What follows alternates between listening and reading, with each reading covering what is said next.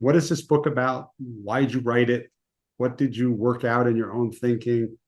What are you here to offer others in terms of their hopes and aspirations? Just let's talk about Fired Up.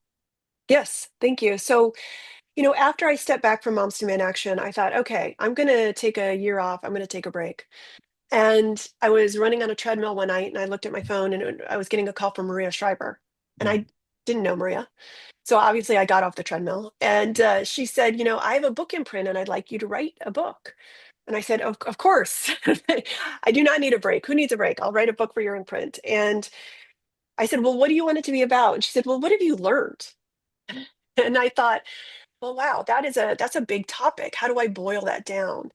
And I think a big part of what I learned is that, we come up in a society where we are so encouraged to fulfill our obligations that we forget to follow our desires.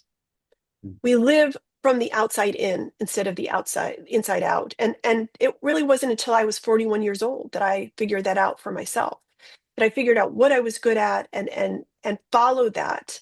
And using this metaphor of fire, if you're living on fire, which is how I refer to it, then it's really looking at two things. What is holding you back and what is calling you? And I don't think we spend enough time in our life doing that. The most common deathbed regret is that we didn't live a life that was authentic to us. And so I talked to 70 other people who had the same experiences and really wanted to talk about how do we go from following those obligations to finally becoming a fire starter, which is what I feel like I am. And I work with so many other people in my career and in my activism who are. And I hear so often from people, particularly women, that they think it's too late to do that. And it's not. It's never too late.